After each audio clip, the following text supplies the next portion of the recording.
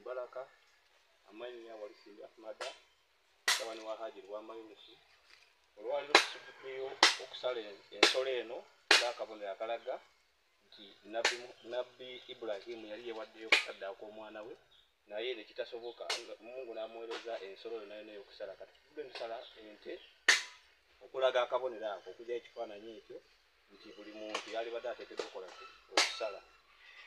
Ekyokubiri ennyama eno tugisala naye nga si yaffe yakulya tugigadulako abantu abalala abateesobola mikwano gyaffe baganda baffe abantu bonna bane bamemba baffe ekitujja okusala ensolo eno olwaleero ku lunaku lwa Eid al-Adha.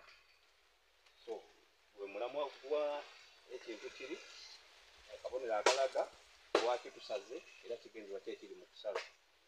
Kitegeeza tutandise okusala olwaleero olumaze okusala ne tusala olwaleero tujja kusala olw'omukaaga tusala olw'essande ne ku Mmande olumala okusala zooba.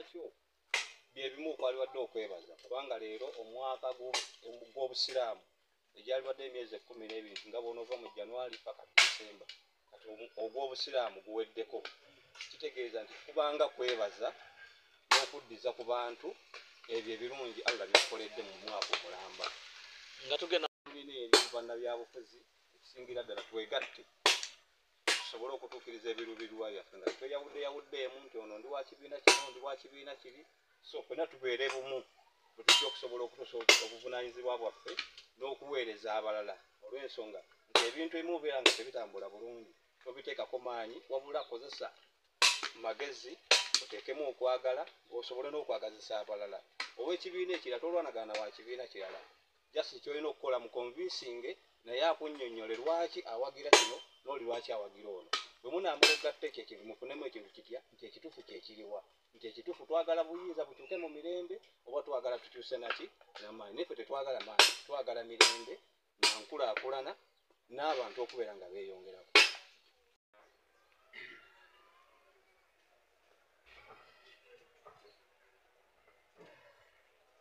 We are saying let us copy from him and express to our friends, to our relatives, to our neighbors. Let us share the little. It is spread from your house to the neighbors, to the rest. No.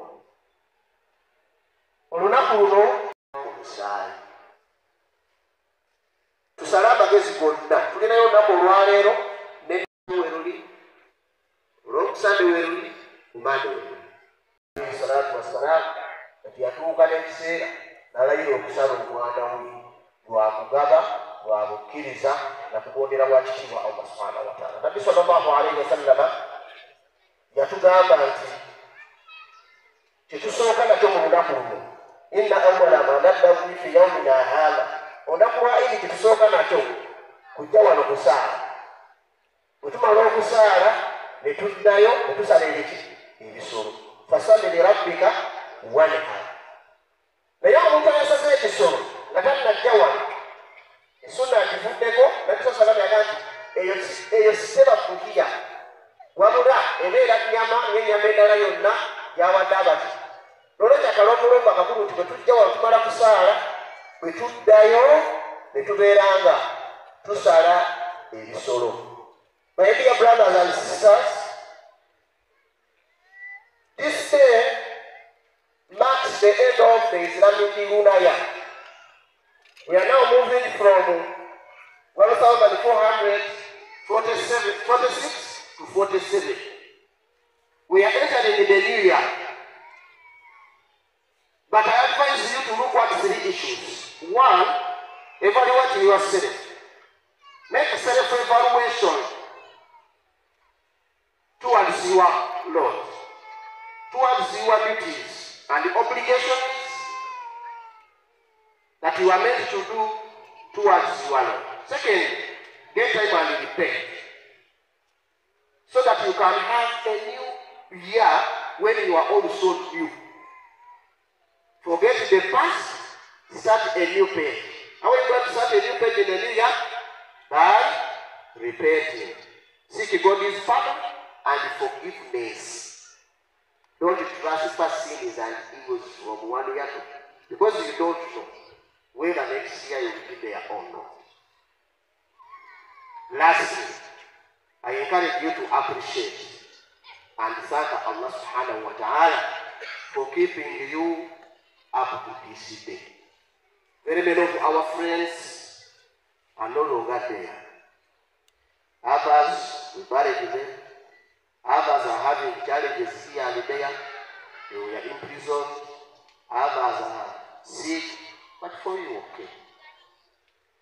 Take time and thank your Allah for keeping you up to this day.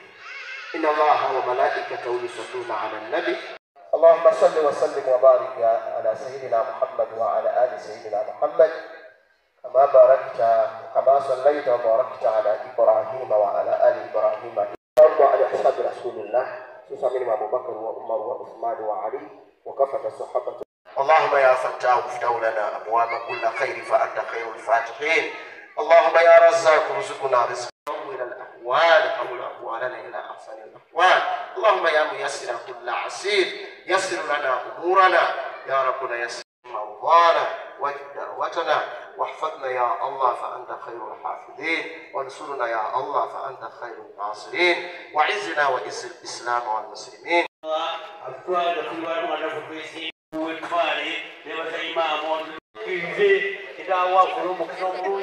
برحمتك يا ارحم الراحمين. اللهم اغفر لنا ولاخواننا الذين سبقونا بالايمان ولا تجعل في قلوبنا غلا للذين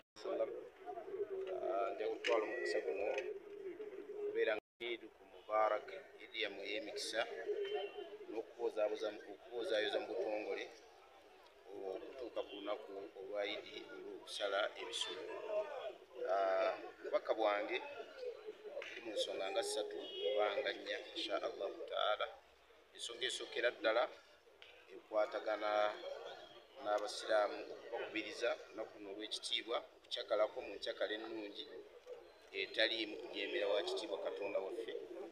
Tubasaba buli yenna alina bw'agenda okukyakalira akyakale naye nga tasukka lukomo, nga tuli bantu bakikula kimu, basajja bakyala, naye tusanga nga tukumaakuma abantu okubeera obumu nga bannabyabufuzi babakola babaawula.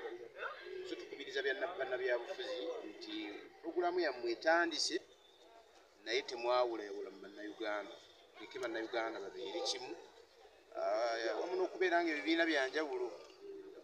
Tukkiriza mu nfuga y'ebibiina ebyenjawulo naye tubasaba temwawula yawula mu bannayuganda, kubeera nga mutuuka ne ku extent ekuba omuntu okumuwogola ekigere, kuba omuntu okumutuusaako obuvune obunene.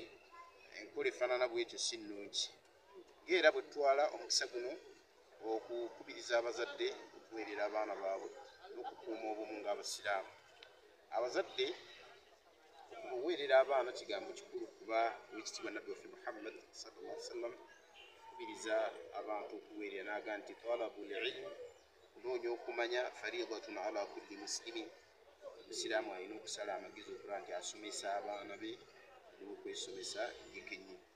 Ekisemberayo ddala ensonga zaffe kubiriza abantu okukola.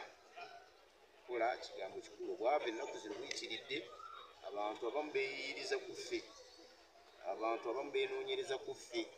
Kubiriza abantu beere bakozi, era bwe tunaakola tujja kwegobako olumbe lw'obwavu.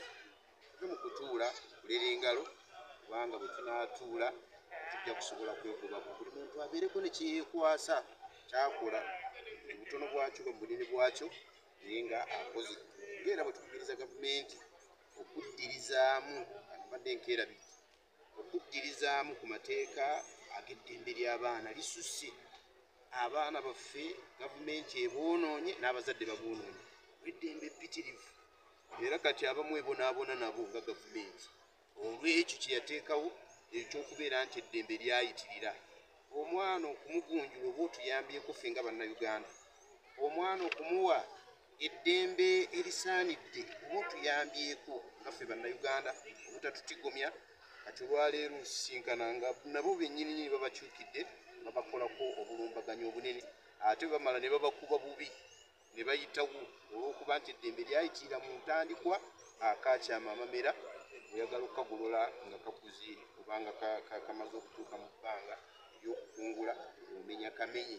So tusaba abantu okukkiriza ku ddembe ly'abaana, abaana basobole okuba nga bagambwako, tujja kufuna abatuuze ab'omulembe gye bunajja. Okwenenya kigambo kikulu mu ddiini yaffe. Nabbi waffe Muhammad sallallahu alaihi wasallam yaga nti kullu bani adam khata, mwana adamu muki musobya, wa khairul khata'ina tawwabun, ate omusobya omulungi yo yeenenya. Kitegeeza nti omuntu bw'aba avuddeyo ne yeenenya, tugamba nti aba akoze ekintu ekikulu mu ddiini. Wadde ng'endaba zaffe za njawulo ku kwenenya, olwo abalaba nti ono yali badde yeenenya bw'ati, naye ffe ng'Obusiraamu tusanyukira okukola ki? Okwenenya. Omuntu kw'aba avuddeyo ne yeetonda eri abantu. Wabula tukubiriza abakulembeze era okwongera okukwata obulungi bannayuganda bannansi n'okubeera nga tukendeeza obukambwe. Abakulembeze tukendeeza obukambwe ku bannansi. Bannansi ebiseera ebisinga obungi basigalawo, abakulembeze bagenda batuddukako ne bafa. Naye bona tulugunya bannansi, ona olowooza nti enkya ogenda kufuga baani, bona ayagala bafe, enkya onaafuga baani. So tugamba abakulembeze bakendeeze obukambwe ku bantu be bafuga. Barakallahu fiikum.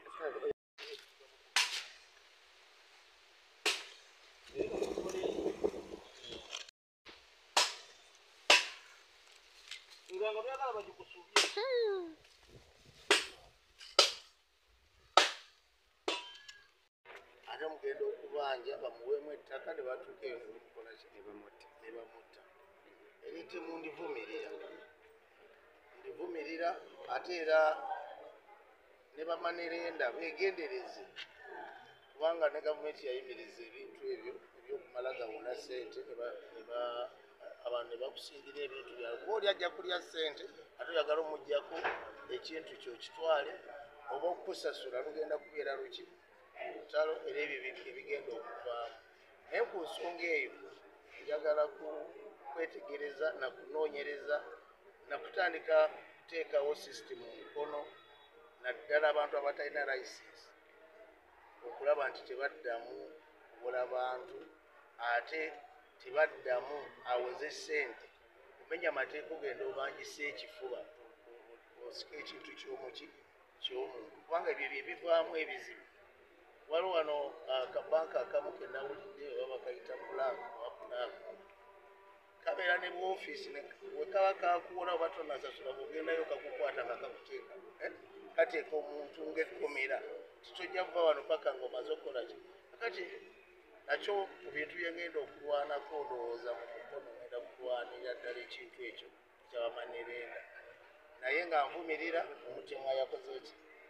Ayasobodde okutta omuwagizi waffe. Ate omwana oyo muwala abadde mukulembeze mu bavubuka ate wa NRM, naye enzita gye bamusseemu yatwenyamizza, ate n'omusango tujjagenda mu maaso n'okufululinga okulaba nga famire efuna obwenkanya. Assalamu alaikum warahmatullahi wabarakatuh. Idi mbaraka. Erinnya lyange Ezekiyega Ahmed, nyozaayeza abasiraamu bonna Uganda yonna, ensi yonna okutuuka ku nnaku olwa Idi. Allah yeebale kumutuusaako. Kusaasira abanafu bonna abalwadde abatasobodde kusaala Idi eno, Allah abasuuse, Allah abawe shifa. Kusaasira bonna abatugenzeeko. Masigidi eno weri wano eya Mukono mu tawuni Muslim. Tubadde n'abasiraamu bangi, abasajja abakulu abasiraamu batufuddeko baagenda, ne Allah abasasulemu abagazize kabuli zaabwe. Mu kaseera kano Idi eno yakusala bisolo era twetegekera kudda waka kusala bisolo yalina kyalina, embuzi, endiga, ente, ebire tukole ki? Etusale ate era mu kusala tubeeko ne bannaffe abatasobodde kukola ki? Twetuusaako bintu ng'ebyo. Mu kaseera kano tugenda mu biseera ebyokulonda. Tukubiriza abasiraamu bonna mu Uganda yonna twetegereze nnyo abantu be tugenda okuwa obululu bwaffe tugenda okulonda. Tubeere bakkakkamu nga tunoonya obululu, tubeere bakkakkamu nga tunoonyeza bannaffe obululu.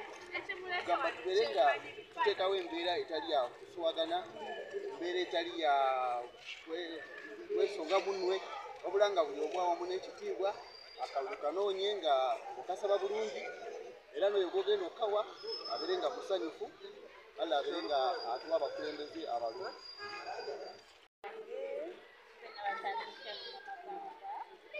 wano ngambayozayeza ennungi mwebale kisiiba mwebale kyaku mwebale kwagala Katonda mbayozayeza okuyita mu lunaku luno.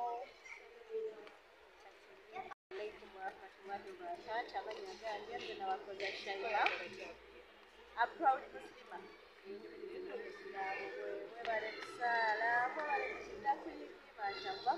Twebaza gavumenti eriko mwebale kufuga era mu biseera by'akalulu mulonde na mirembe tetwagala ntalo tetwagala